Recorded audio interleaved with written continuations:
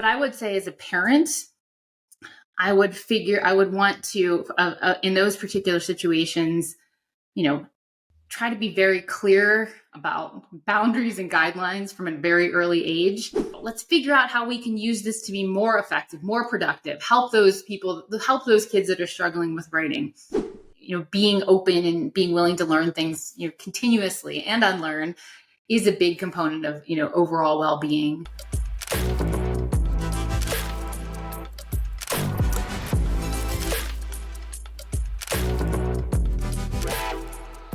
Jessica Koehler is an associate faculty member at the University of Arizona Global Campus Psychology Department with a PhD in school psychology from the University of Maryland. Her background includes roles at Georgetown University and conducting neuropsychological evaluations. Jessica has worked in diverse school settings, performing psychoeducational assessments and teaching psychology at various levels. As a homeschooling parent and Psychology Today blogger, she focuses on bridging the gap between psychology and its practical applications in learning and everyday life. Jessica, welcome to the show. Such a pleasure to have you here today. Thank you for having me. Perhaps you could share a little bit about who you are and what it is that you do. Okay. Well, I'll back up a few decades. I'm getting a little bit older now. I am a psychologist.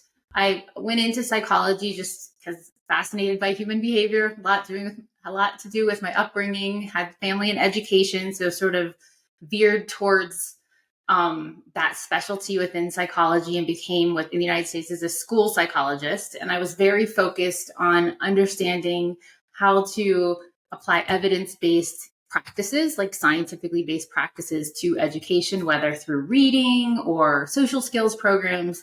I had a real interest in that, and understanding teachers' beliefs and how teachers' beliefs have an influence on student learning. And I was working in the public schools, and then I got pregnant, and that changed everything.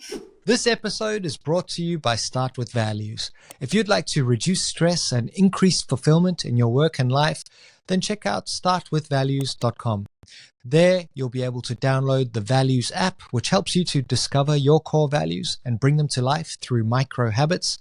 There is a values course so that you can learn about the science and practice of core values, and you'll be able to pre-register for my forthcoming book called Start With Values. I hope that these tools will enable you to achieve more fulfillment and make more meaningful decisions on your journey of life. Now back to the episode. And I thought at that point in time I was going to go into being a professor, really focused on research more than being a practitioner, which I had been a practitioner for a few years as I was doing my PhD. But things changed dramatically when we had our first child. And I was actually finishing my dissertation at that time. And then we had our second child. And I got a little bit more off track, and my husband's career took off a bit, but it was, all amazing things and choices that we made together. And then, I was working as like an adjunct professor in person, and, just trying to keep abreast of, being in the field of psychology while our kids were really young, although I was like living child and adolescent development, which was amazing. And, we had two boys we have two boys who are now teenagers, but they were a little bit different in two very different ways. Our older son, very academically advanced.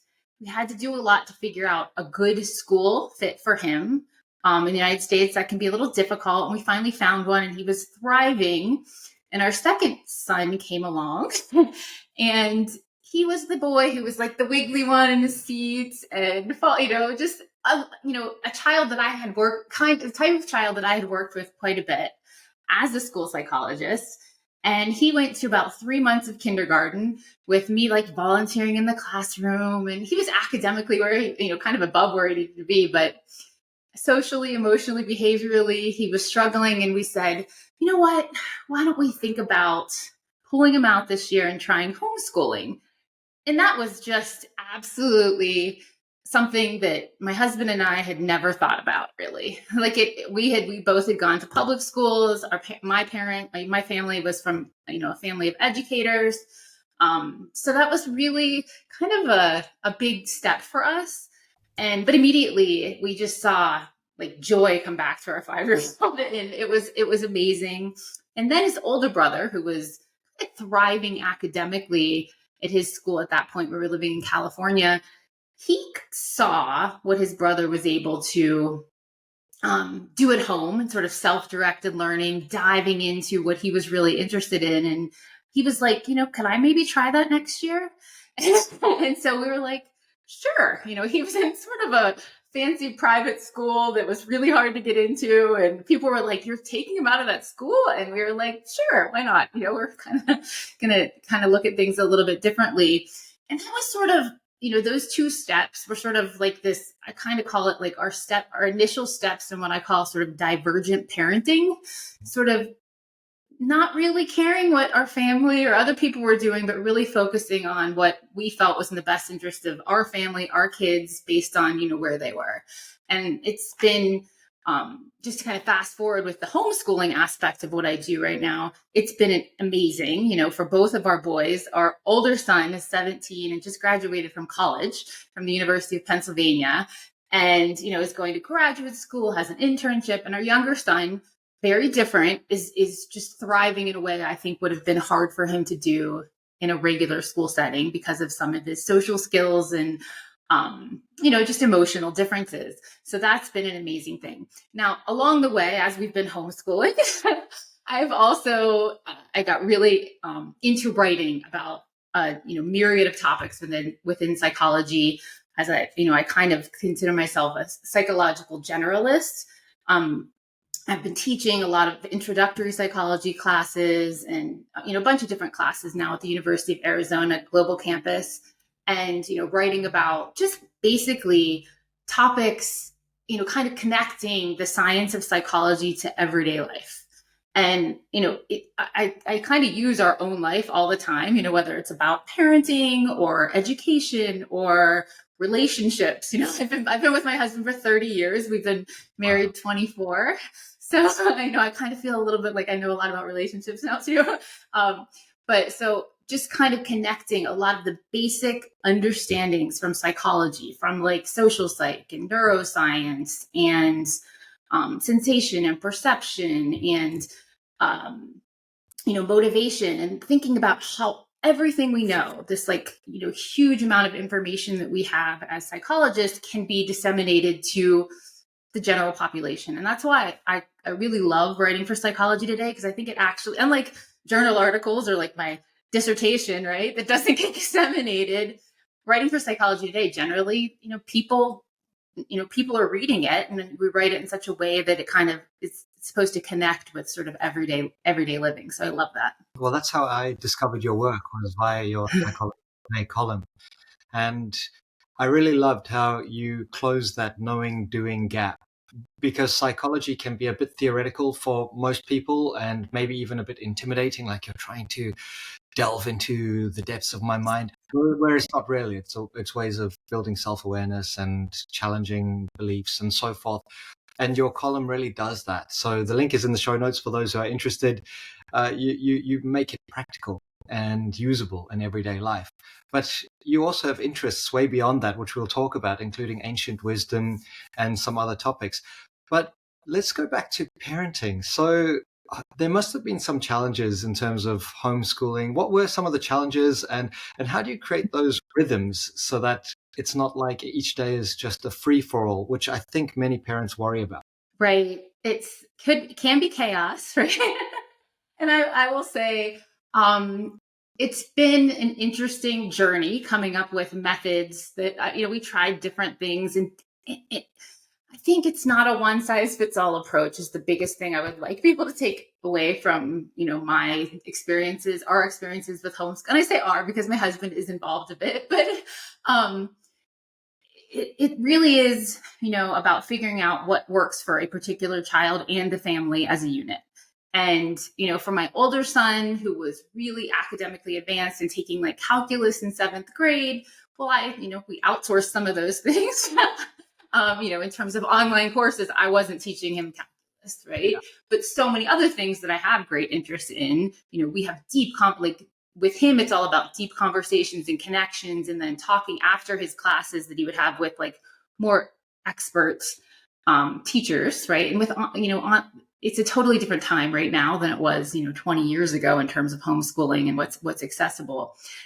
So that's been amazing with him. And then our younger son, it's like the simplest things have made such a difference to like organizing the day. Like literally having an online, like just a checklist of he knows if he gets it done in 3 hours, he's done. If he gets it done in 8 hours, it takes him that, right? It never takes him 8 hours, but you know what I mean? Like he needs to have those visual reminders. And I will say it just has become, this is like going into, I think, our 8th year. So it's really hard for me to think back to those beginning years where there was more chaos. But I think it's, it was really about setting the tone at the beginning that like all of life is learning, like really, we really feel that way in our family. All of life is learning, but during these times of day, most of our focus is going to be on somewhat structured sometimes, but we do a lot of travel and everything so we can be flexible. I know it depends on the children that you have, how difficult that can be. And I think one of the biggest things I would say is it really depends on the ages that you start homeschooling in a lot of ways. When you start at younger ages, I think it becomes something that's like the norm, right? Trying to start homeschooling, like our boys are 14 and 17, right? If we were to start now, I can imagine it would be extraordinarily different experience, right? And they'd have to have a lot more buy-in at their age, right? Like when they were younger, they're like, "This is awesome," right? And they still love homeschooling. Like all the time, we had been. Well, my older son graduated already, but we've always along the way said, anytime you think you want to go back to a more traditional type of school, that's up to you. But they like the flexibility, and I think they especially like the ability to sort of choose the trajectory of their learning, right? We've generally like, you're going to be doing math and we're going to be, but like my younger son he still takes all these classes about dinosaurs, right?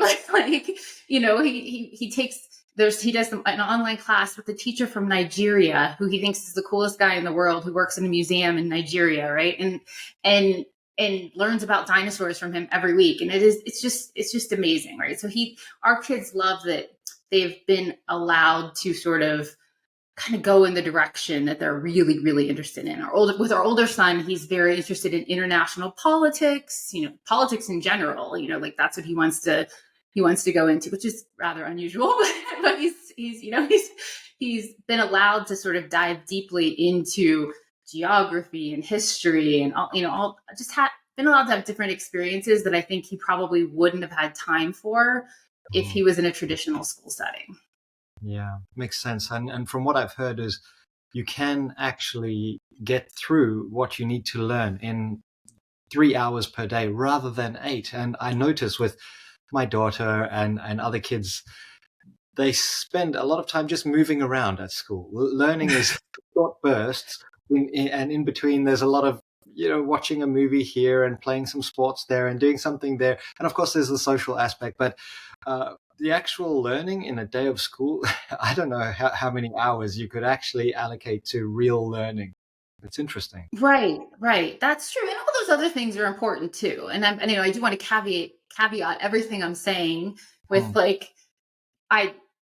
we're odd in our own families, right? Like we're the only homeschooling family. So like all of my nieces and nephews are in regular school settings. And, I know it is, I think it is an amazing choice that I feel very, grateful that we're able to pull off with our family, but I don't necessarily think it's probably, the number one choice for everyone, right? Like my niece is like, I could never be homeschooled, like that kind of stuff. So yeah.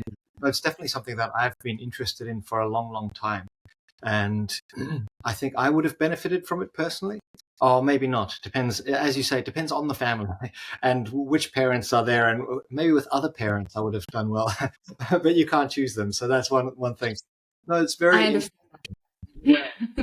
And did you take any particular kind of framework, like a Montessori style learning where you follow projects, or did you just kind of create how you learn? I definitely have just created, right? Like we've taken kind of every year with each child, like every sort of academic year, we kind of think about where they are, what they're interested in, what resources are available. We've tons of resources from the older one for the younger one now, and sometimes they fit and sometimes they don't.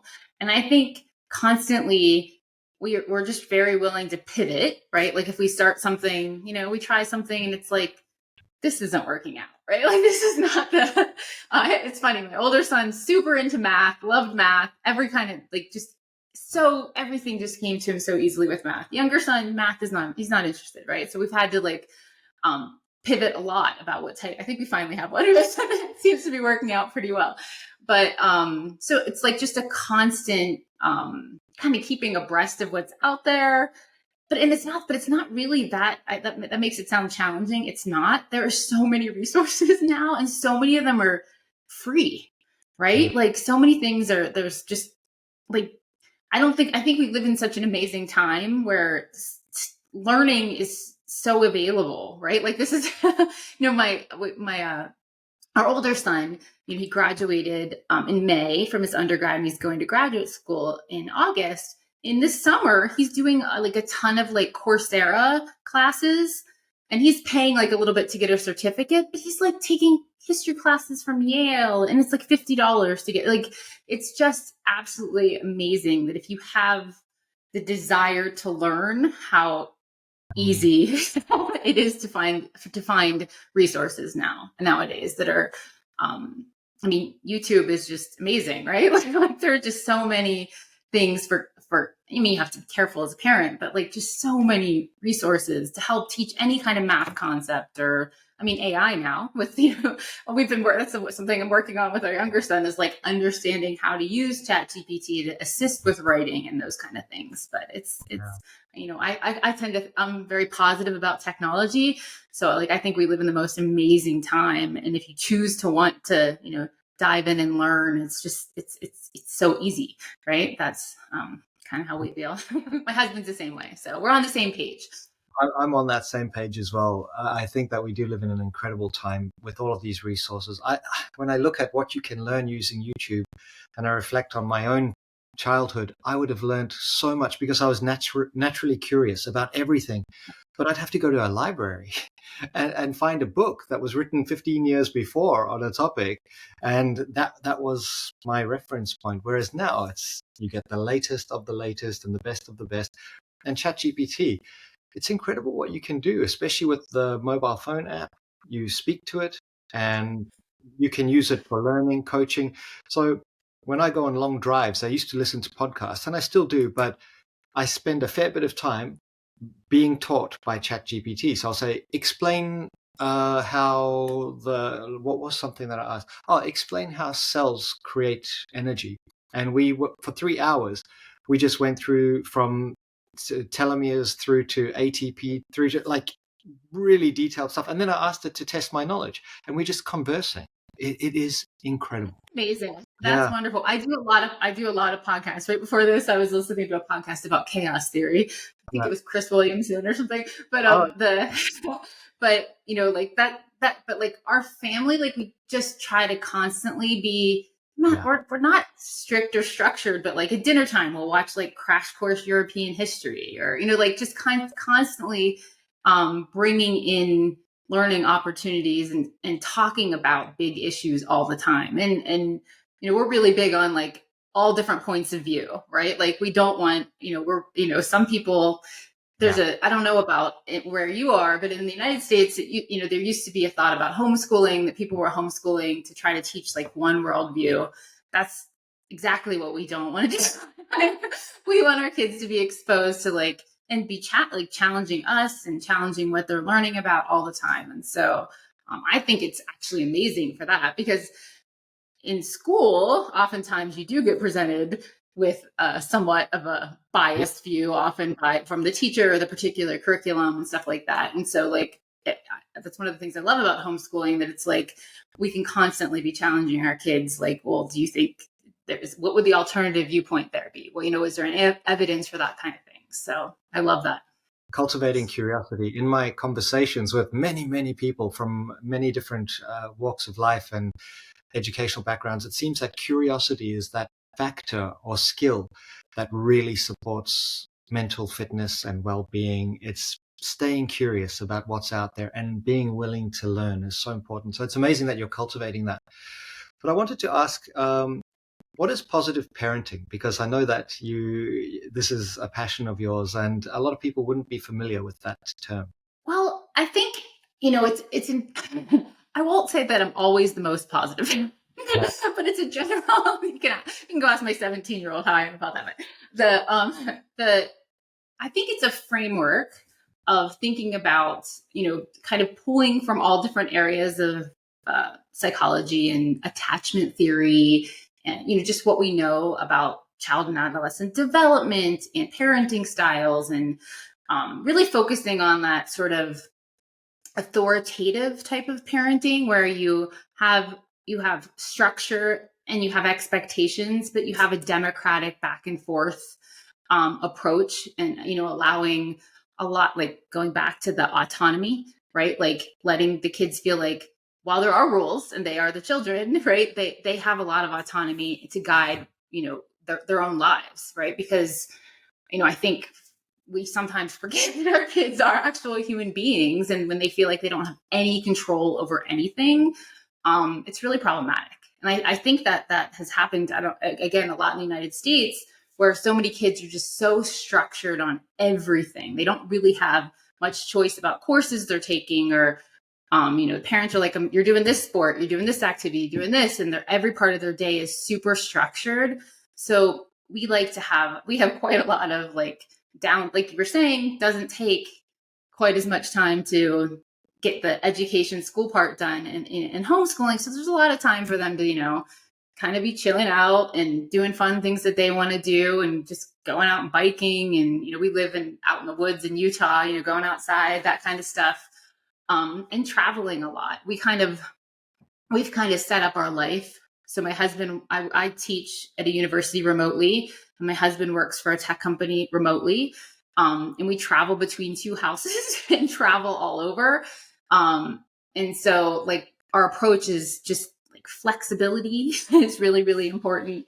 And like, giving the kids the ability to have some say, though, like it's that constant balance between having some structure and letting them know that they have some choice in what we're doing and what they're doing. And I think that is just so very important. And it's really easy to go one way too far in one direction or the other, right? Like getting so rigid that, you don't get any choice, but then you don't want to be so lenient that there are no expectations, right? There need to be some expectations. And I think what's really interesting is, as a homeschooling family, because I didn't grow up this way, but our family we moved quite a few times when the kids were even younger. And to some extent, I think it's brought the homeschooling and moving has made our family so close, right? And that has made the whole parenting,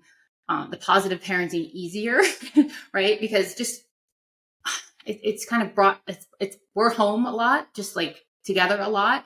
We do a lot of activities together. We go and like this past weekend, we went on an extraordinarily challenging hike in the Utah mountains to 10,500 feet, right? And those kind of, I write about awe and like experiences of awe. And I think that there's something to having those kind of awe-invoking experiences with your children that deepens the connection too. Doing the challenging things and experiencing the awe together, I think are really important in terms of parenting. And I don't even think that kind of thing is necessarily on the radar of a lot of parents, and I don't know that it would have been for me either, unless I would have kind of delved into it as a psychologist and like learned more about awe and like, what is that enigmatic emotion and how does that connect us to each other and make us feel small and all that. And so, when you go back, I've kind of talked all around it, but when you go back to like, what is positive parenting, it's like this whole conceptualization of taking so many of these aspects, fundamental aspects of like psychology, what I've learned as a psychologist, and applying them to like our daily interactions. I have constant conversations with, our older son, he's 17, talking about like conformity pressures, right? Like understanding like when he's in his debate group and there's like groupthink happening, like thinking but really talking to them in a way that they feel like they're being heard, right? Too. I think sometimes as parents, it's really easy to talk down. And I'm not saying I never do that. Trust me, I'm not 100% perfect, positive parent, but I try to say more often than not, right? That's like a saying I like to say all the time. Like I do my best, but I fail often, right? But more often than not, I want to be making the choices and having the interactions with our kids that are, that are the positive ways that I know to interact with them. It's easy to lose sight of the fact that they are humans, and as a parent, you become so habituated to having these people around, and it's a challenge. And of course, parenting is not easy, but stopping and remembering that they are a little human, activating a bit of empathy for your children is such an interesting exercise. And I try and do that to imagine what the world looks like, even from their point of view. My daughter is 10, she's down there, she looks up at us and asks us questions. And yeah, of course, sometimes it's annoying and sometimes it's the wrong time. And sometimes you need to get something done and it's not happening. But really remembering that, because it's not like they turn 18 and some grand thing happens and you're now an adult and now you're responsible for yourself out in the world. No, I agree with what you say. Let them have their say, because they're going to, as an adult, they're going to need to interact with others and express their feelings and go through life navigating it by themselves. I think it gives them so much more resilience by really just treating them as humans with opinions, and we're here to guide them in a way. Right. And that kind of, made me think about, go back to like developmental psychology and this whole idea of scaffolding and, providing so much scaffolding when they're young. And right, they are viewing the world extraordinarily differently when they're preschoolers and early elementary. And then as they move through, this goes to like Jean Piaget back. He's the one that kind of understood that the way that kids are looking at the world fundamentally changes throughout, their childhood and adolescence. And then as they get to be teens, and I have 2 teens, so I'm like constantly trying to recalibrate how much scaffolding each of them need, right? Like how much do they need at this point in time in this particular area, right? And it's a constant, it's like, and I get guidance from them because it's like, Mom, I can do that myself, or Mom, I really need help with this, those kind of things. And sometimes the things that I think that it even baffles me. It's like things that I thought they would know how to do, they don't, and things that it goes back and forth. But it's just, again, a constant recalibration of, sort of meeting them where they are and figuring out how much support that they need. And again, I make mistakes all the time. but I, this is another mantra of mine. I say to the kids and to my husband, it's just like, today, my goal is to be better than I was the day before, right? Like across all of life domains. Do I always achieve that? No, but I'm going to just try. I'm going to just kind of keep trying, right? To be better, to be, whatever it is. So. Yes, I love that. Yeah, it reminds me of what my sister said. I asked her, how did you raise such wonderful daughters? Because they're amazing. They're 18 and 22. And it was so simple, her advice. She said, just spend time with them. And I think that's such a missing ingredient with so many families, is they're just, even when they are together, they're distracted by technology. And again, I like technology. I think it's amazing. Right. And I do get distracted sometimes, but I think that there is we want to believe that we can craft out this quality time, right? But there is something to be said for the quantity, in my opinion, as well. I was listening to a podcast not that long ago. I can't remember who it was, but she said something that really hit home with me, especially with our older teenager right now. It's like this, he'll often be in his room and isn't necessarily, he's pretty he converses with me quite a bit, but if he's, not as much as I would probably like him to, but, but he often will just like randomly in the middle of the day or in the evening come out and just at that moment want to like dive into like the deepest topic, right? Like, and if I wasn't there, or my husband wasn't there, and I'm, you know, based on the way we've, you know, calibrated our life, I'm here more, but like, then he wouldn't have that opportunity. And I think if that happens over and over and over and over again, it can really change the parent-child relationship, and it can, you know, can just change the child, right? Like if the child doesn't have, you know, that adult or, you know, another, you know, and even if it's a grandparent or anyone around that really truly cares about their well-being, that is there to connect when they seek that connection, I think that can be really problematic. And, you know, I think it is something that is, it's really hard to figure out in today's, you know, in life for many people. But I do think that it is something that's really important.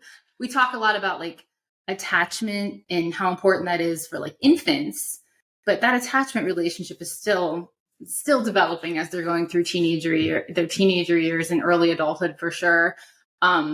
And, you know, being there and is a huge part of just being available. Now with technology, I will say we have tools that if we're not physically able to be there, we can still connect. Like I just have been reading about this whole concept of like pebbling.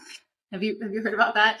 Like just like my older son, like very into politics. And so I'm constantly sending him like political memes, and we, you know, even, you know, like he'll be downstairs even, but like if he's not here, and just connecting in those ways with technology, I think is also important, right? Like you can't, because not everyone can be there physically present all the time, but there are other tools we can use to let like our teenagers and even younger children know that we're constantly, you know, thinking about them and seeing things that make us, you know, laugh because of them or things like that. Definitely. A quick question, and I don't think there is a definitive answer, although it might be around 16, but it's difficult. When do you think kids should get their first smartphone? And sorry to throw you in this one, but any thoughts from your experience? I think I think there's a lot of variability. Again, you know, I said about homeschooling and like the individual differences and stuff like that. I think there's a ton of variability with each child and sort of where they are socially, emotionally, behaviorally, just responsibility wise, how much they're going to be away from like a safety issues, right? You know, I'm seeing lots, I don't know if this is happening where you are, but there's lots of school districts here that are contemplating making phones, you know, not permitted in the school. I have very conflicting feelings about that. I understand that they can be really distracting, but I also think there's like a safety connection, you know, aspect. And, you know, I use my phone so much to learn. So that's also another thing that's hard for me. So I can't say that I think that there's a definitive age. I will say, you know, like our older son, I'm trying to remember, and I have probably very different experiences because neither of our boys are super like into social media or, you know, that kind of, so I feel like if I had, especially, you know, like I can see like, I know other family members that are girls that are teens that it's definitely been more problematic from a younger age and figuring out how to monitor that. But I would say as a parent, I would want to, in those particular situations, you know, try to be very clear about boundaries and guidelines from a very early age. I just don't think I think this is how I feel about a lot of things with technology. I don't think keeping kids from having them is probably the right way to go. I think teaching kids at the ages that it seems appropriate for that particular child based on their development, teaching them appropriate ways to have it, to ways to utilize it. And maybe early on, you absolutely do not get to have it outside of these hours or outside of these situations or those kind of things. But I don't like the hard and fast guidelines that say, you know, like, oh, you shouldn't have a phone until you're 13 or 14 or 15. Because I think it's just so individually different. My older son had a phone at 12 and there was no issue, right? My younger son, he doesn't even, he's had a phone, but it's like mostly when we bought it because when he's skiing, we don't want him to get lost, you know? And he watches like YouTube videos and stuff like that. And it's on my account. So I can monitor what that is and stuff, but you have to kind of know your kid. right? Like I think, and I don't know if you've kind of seen some of the most recent books and ideas coming out of the United States about like just how horrifying smartphones are and social media. And I think they can be, right? They can be very problematic, but I can't throw the baby out with the bathwater either, right? This is kind of related. I feel we go back to like the Chat GPT thing. As a college professor, there's so many college professors that are so anti Chat GPT, AI use, all that kind of stuff. I don't understand that either, right? Like it's a tool that's here. We're not gonna go backward. I mean, maybe if we have like the Middle Ages or something, the Dark Ages. I don't want that, right? But what's the term? Luddites, right? Like those that don't want to adopt technologies.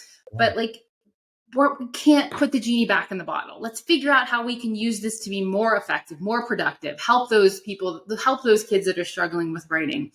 And I feel like smartphones, same kind of thing. Like, yes, they can be problematic and we have to figure out for our individual child, but let's figure out how we can help them use them in positive ways, rather than, and again, as an aside, I don't have a child that is addicted to being on social media all the time. So if that was the case, I think it would be, that's a harder thing. And I think I'd have much more hard and fast guidelines about, what you're able to do. And if you're under, you have like a shared accounts and stuff like that, right? Like there are, different tools based on what your particular child's needs are, right? Like, do you need everything to be under your account so you can monitor what's going on? And at what point, again, do you pull that away when they're at what age? And I just don't think there's any hard and fast rule that makes sense across the board. I get scared of those kind of rules, right? Like, especially when they come from the government saying, no, you can't, no, you're not allowed to do this until you're 16. And they're saying this and they don't know. And maybe for my kids, I don't think they should do it till they're 18, right? But I think that parents should probably, be as in tune as possible with their teenagers to help them kind of navigate that. So I was kind of talking around that difficult issue, but I just don't think there are hard and fast rules that make sense.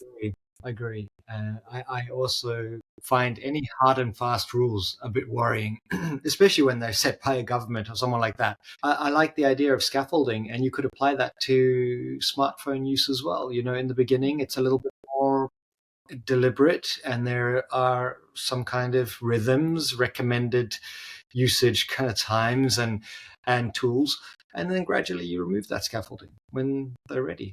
And I feel sad when I see little babies, and I've seen this in airports, a little 1 or 2 year old with an iPad and headphones, and they're just like plugged in, and the parents are doing something else. I mean, to me, that's a little bit sad. But yeah, I get it. I get it. Sometimes you need to do something important. But if that's the only way you can create some space for yourself, maybe it just feels a bit sad sometimes. Right. That can be problematic, right? Like I totally, if that's the only, I try to think, well, I don't know what happened right before that scene, right? So, like, if they're at the airport and they had this like massive family meltdown and it was so stressful, and that just might be what they needed to do to get through the day, right? Like, who knows? Right? So, and you don't know everyone's story either. So I try not to judge, but sometimes right. I've been in a restaurant and I've seen a little kid on an iPad for the whole meal. And that also, that feels a little bit sad. But, everyone has their own journey. Right. I try to think about, as a psychologist who used to do a lot of like that, like sometimes for kids, especially with kids with special needs and stuff, it can be perhaps the only way the parents, they can't even leave them with a babysitter, and it could be the only way they can actually ever enjoy a meal out. I don't know. Yeah. I'm very interested in ancient wisdom, and I've spoken about this on this podcast many times with lots of different people. And I know you have an interest in ancient wisdom and applying it to modern life. Perhaps you could share a little bit more about that. Yeah, I think what's fascinating for me, as going through becoming a psychologist, and originally I was very interested in more applied psychology and like cognitive behavioral therapy, and then kind of being introduced to the ideas of stoicism and seeing how basically a lot of cognitive behavioral therapy is just in different psychologists theories in general were sort of like reiterations of sort of early ancient wisdom. And I just think that's so neat, right?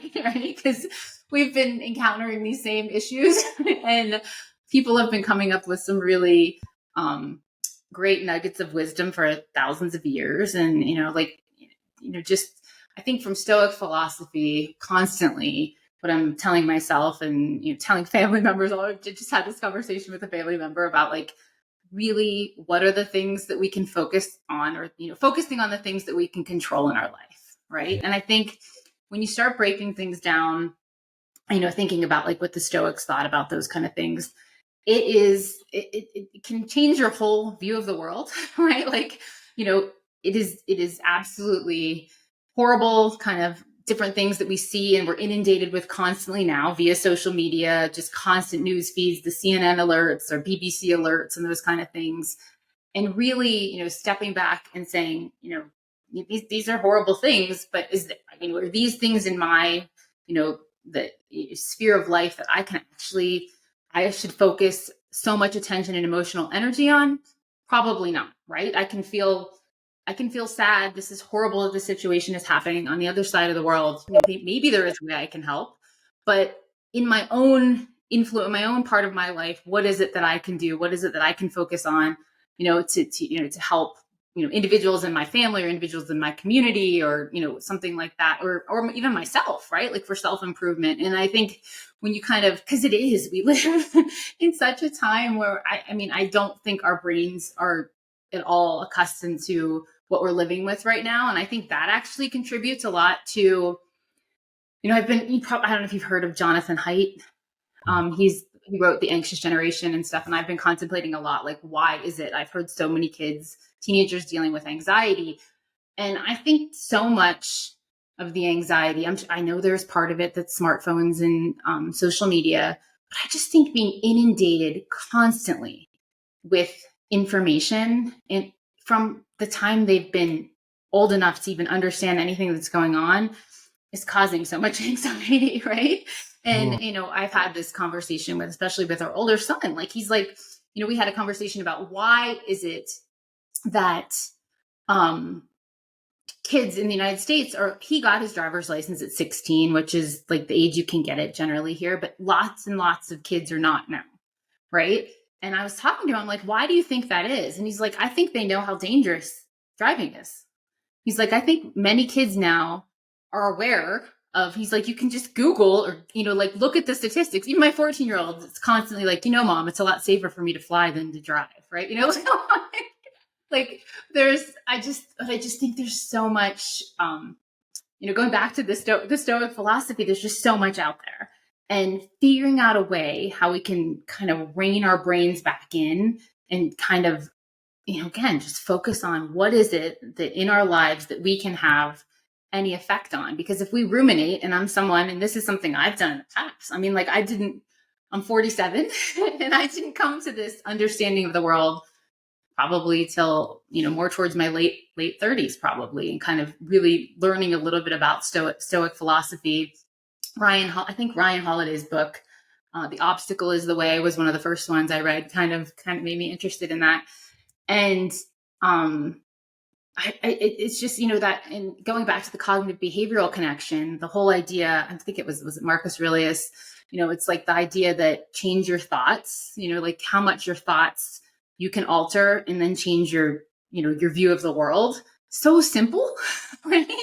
But it's a constant thing that I think that we all need to do. It's like when we're starting to feel this, you feel that anxiety rushing in, you feel that stopping and taking a moment. And another one of my really favorite quotes, it's Viktor Frankl who said it, but it's like related to this whole idea of ancient wisdom is, between stimulus and, I'm going to totally mess up the quote, but between stimulus and response, there is a space, right? And in that space is our freedom. That is just so profound to me. It's so simple again, but because we constantly are being bombarded with stimuli that are going to make us, our immediate emotional reaction, like our amygdala activation is going to be anger or anxiety or whatever. Take that moment, take that space before you react. And it's literally life-changing. Again, I don't do it all the time, but I try to be better about it, today than I was yesterday. And those are definitely things that I'm constantly trying to work on with our kids. Teenagers are very, emotionally driven. And I think it's just really important to talk to kids and teens about that whole idea that like, you're never going to stop the stressfulness coming at you. Right. So, putting some tests to it. Is it something that, I can control? Is it something I can think about and realize that it's, I can change my thoughts about it, that I'm catastrophizing it, right? Or is it something that I can truly just change my reaction to it? Like all those ideas. And again, the ideas from Stoicism and cognitive behavioral therapy, they kind of parallel each other. And I remember I first realized that I was like, wow, this is just fascinating. And because I went through this like graduate program and I never learned anything about Stoicism. And like, to me, like once I started learning about it, I'm like, this is so much related to what I learned as, in my psychological training. So I just think it's fascinating. It really is. And when you start applying those tools and using them, you realize how powerful it is. In my resilience workshops that I've run around the world, that concept of focusing on what you can control is probably the one that people take away and go, I can practically use this every day. And immediately the economy and my child's school exam result and what's the traffic is going to be like, that melts away. And you've got a clear action plan. You can you've got something to focus on. And I think that's what's missing for so many people. I totally agree. It's very actionable, right? Like sometimes you think about these big, like theoretical models but like this is something in like every aspect of your life that you can think about. Okay, I can't, that is unbelievably horrible that's happening in, Yemen, right? But I can't, I can feel compassion for the people going and what's going on there, but I can't let myself ruminate on it so much that it's going to affect my mental well-being. Right. Like, and I think that coming to terms with that. And like I said, I don't think it took me a long time to figure that out. I feel like with more guidance, perhaps I would have come to that conclusion and had less like global anxiety about world issues earlier on in my life.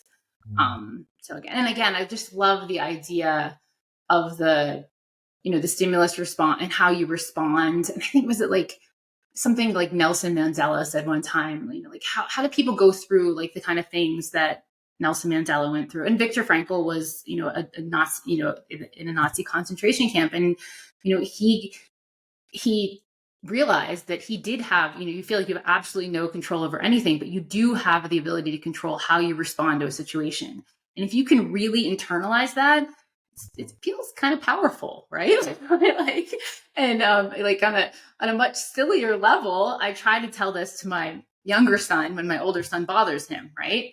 Like, instead of reacting, like you can control how you react to him, and then he doesn't get a rise out of you, right? Like think, and he's kind of getting it, but it's just, it really is, it's like a powerfulness that like anything the world throws at me, I have the ability to decide how I'm going to react to it.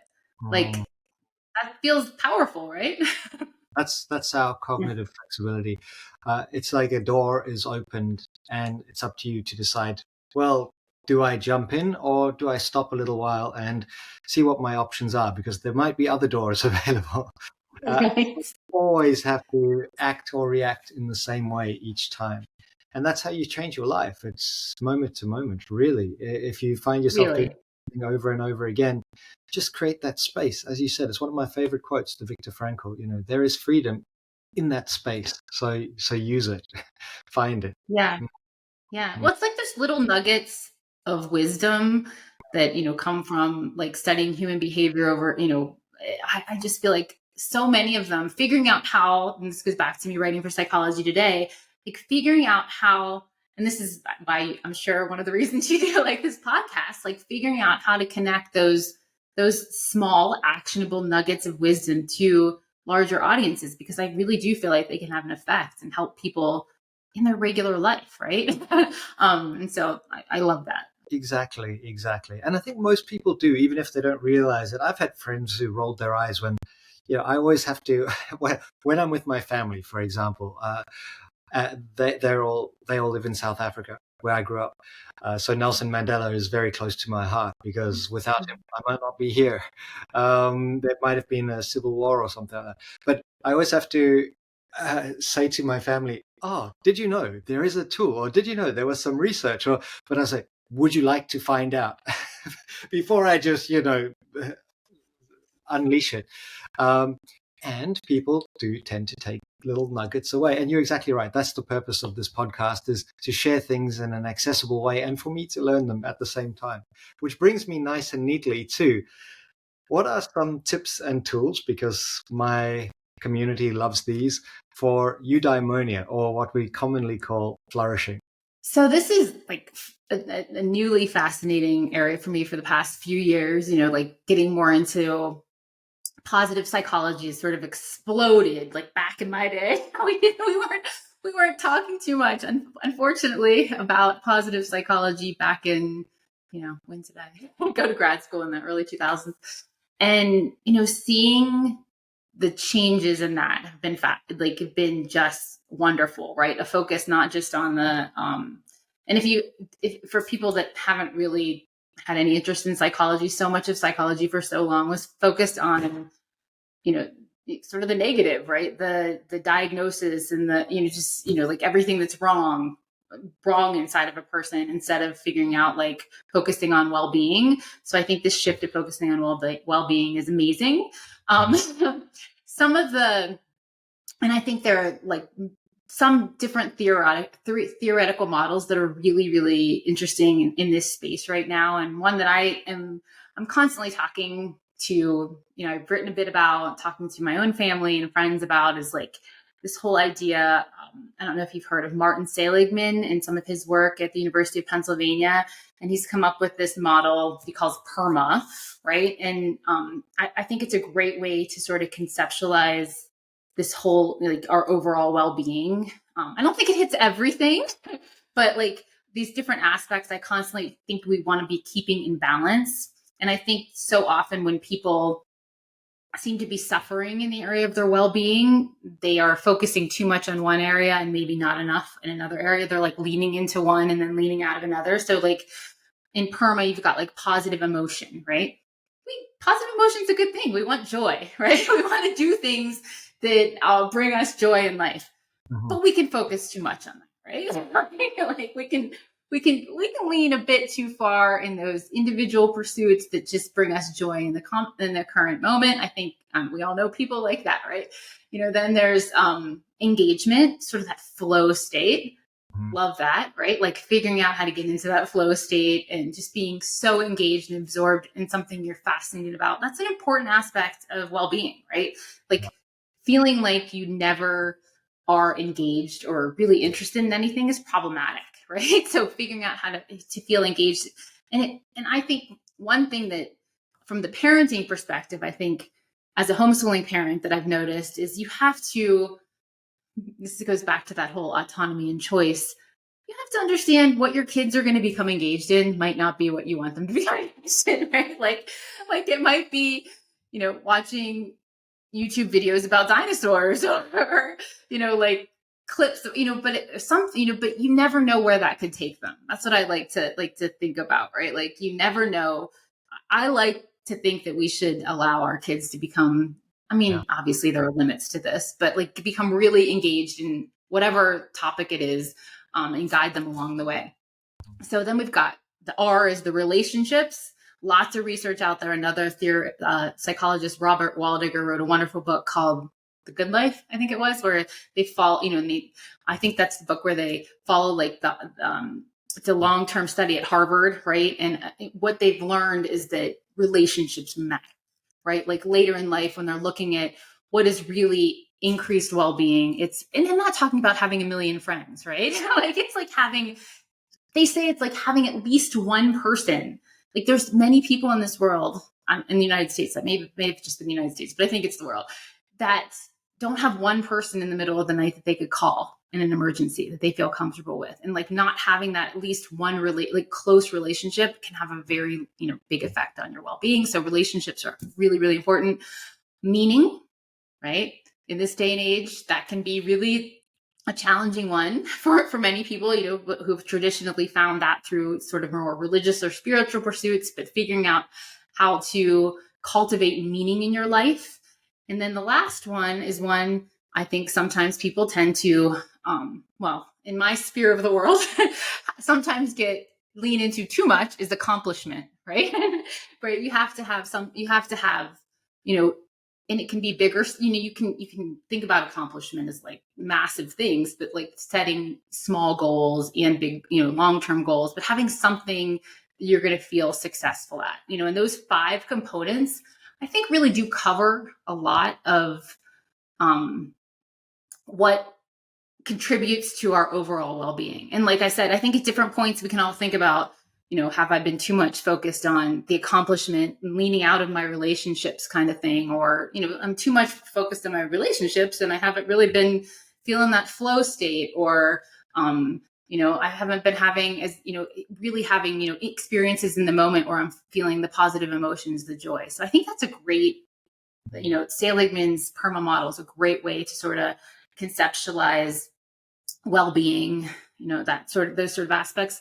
But I think there's also other things that contribute to well-being that are probably, I think we need to look at this, just overall choices that we make. We were just talking about like the choices every moment of the day, and how much, leaning into making the better choices nutritionally, financially, all those kind of things. I'm really big on nutrition and probably somewhat controversial kind of way that I don't want to say it's controversial. I tend to eat mostly carnivore. Okay.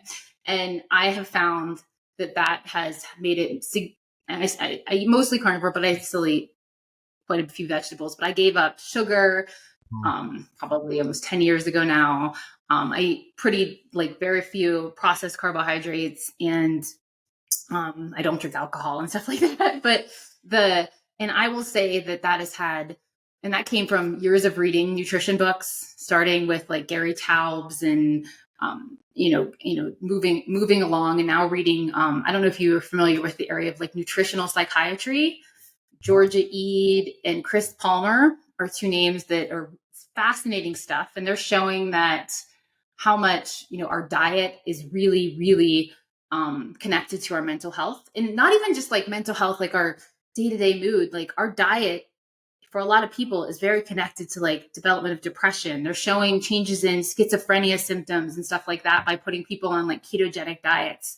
Yeah. I think for many people that is not even in the realm. Like I talk to family members and are you talking about like, do you want to learn about this? Most of them are like, no, when I talk about nutrition, right? Like, well, so I came at it because I have an autoimmune disorder. I started reading about nutrition because of that.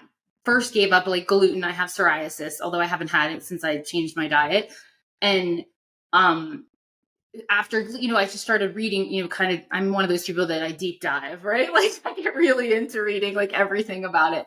And, I just started going more into nutrition. And that was mostly for my physical health, right? As I was getting into middle age and stuff. But then it's just, as a psychologist, as I started reading and learning more, and just even noticing in myself, like the differences between, if you get up in the morning and you eat pancakes, or if you fast till noon and then you eat like some meat and some cheese and vegetables, I feel different mentally. Yeah. Right.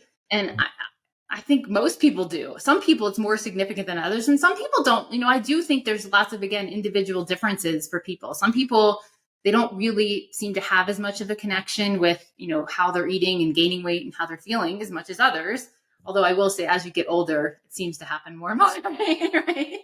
But yeah, so like I think the PERMA model in terms of that, well-being is a great conceptualization, but also throwing in there like just these other aspects of life. And like I do think nutrition is exceptionally important in terms of our well-being. I do think sleep is another one, right? Like so often sleep, I feel like it's become much more important. But like 20 years ago when I remember the first time someone had said something like, I had a professor who was sort of controversial, and he was like, Yeah, I think a lot of these ADHD symptoms are from kids not getting enough sleep, and everyone was like, "Oh, that's crazy," right? But we know now that not getting enough sleep contributes to so many deleterious outcomes, and I think so. I think like thinking about that whole aspect again, financially, are you making good financial choices that are contributing? Like just all these different things contribute to well-being. It's not easy. And, it's like not an easy like you just need to do this and then you'll have positive well-being. No, it's a constant like calibration. So I'm completely with you. About sugar as well, I cut that out many years ago, and my life changed almost immediately. I had more energy. People go, but sugar gives you energy. I mean, I grew up, and there were TV ads that literally said, "Eat sugar; it gives you energy," in South Africa, and yeah, it's fascinating the difference it makes. And I agree with you. I think low carb, everyone can choose whether higher protein, higher meat diets work for them. Experiment. I highly recommend it. I find same as you. I mean, I'm 46 and I feel better than I did at 26. Same. Like I can't even, and I've never been someone. I mean, when I was pregnant, I gained 72 pounds with each child. Other than that, I've never really like. But as I was hitting like mid 30s, I did start. I was like, oh wow, like Yeah. I have to be thinking about it, and I weigh probably 10 pounds less than I did, even in my mid 30s, and feel better, right? Like, it's really, really hard to that information. I have not written about, but I try to proselytize a little bit with my own family. But it's really, I don't think people really believe the connection. I mean, a lot of people believe the connection between eating and weight, right? But a lot of people, I don't think many people are open enough to connect the how they're eating with their mental health. So I am hopeful that that's going to be a significant change as we see like the growth of this field of like nutritional psychiatry and books like Chris Palmer. I'm trying to remember what it was called. Oh, Brain Energy is the name of his book, and it's wonderful. Like, and it's just astounding. Like examples of people like having pretty significant mental health issues, like reversing them, right? Not needing serious medications and stuff like that. And I mean, that gives me hope. That's like so hopeful. Like if we can figure out dietary changes that can help, obviously physical well-being. I don't know.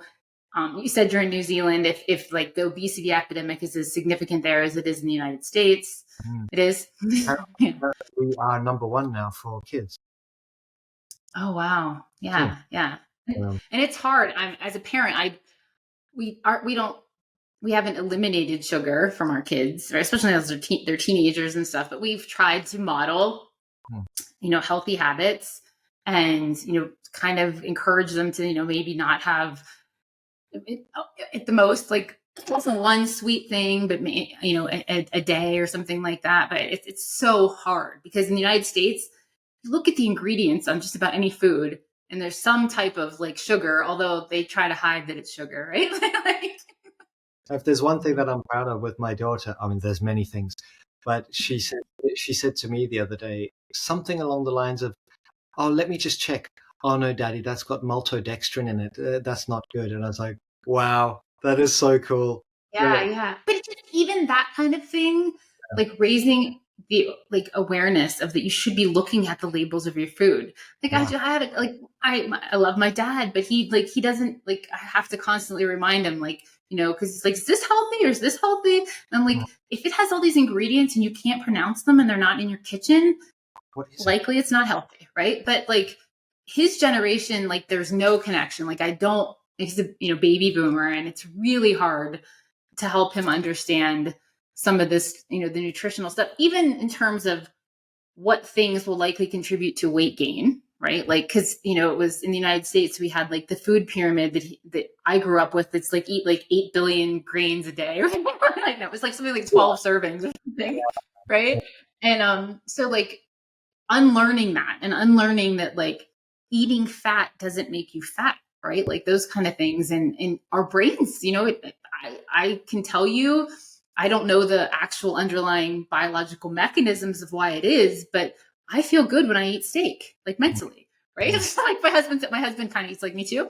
And we kind of both, we again, didn't come to this till later in life, till experimenting and kind of having to unlearn those things that we learned earlier on about nutrition.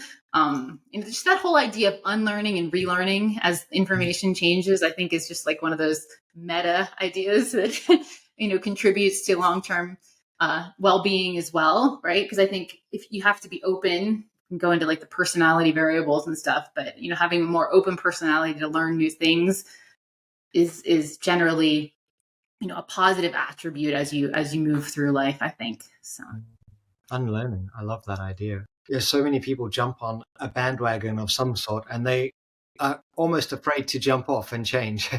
Whereas totally. so much well-being and so much I don't know, it'll give you clarity about what really matters, just to question and go, is this belief useful? Is it serving me? Or are there other alternatives out there? Yeah. Right. That's like something I just do in so many domains of life, right? Like, does this make sense? Does this, like, it's like goes back to like some of those cognitive biases, like confirmation bias and groupthink, and like, why am I doing this? Like, I just because my neighbors are. Is this something that is bringing me that positive emotion, or something that, or is this something that I, just but it is absolutely fascinating when you step back and you start like opening your eyes to all these things that we do and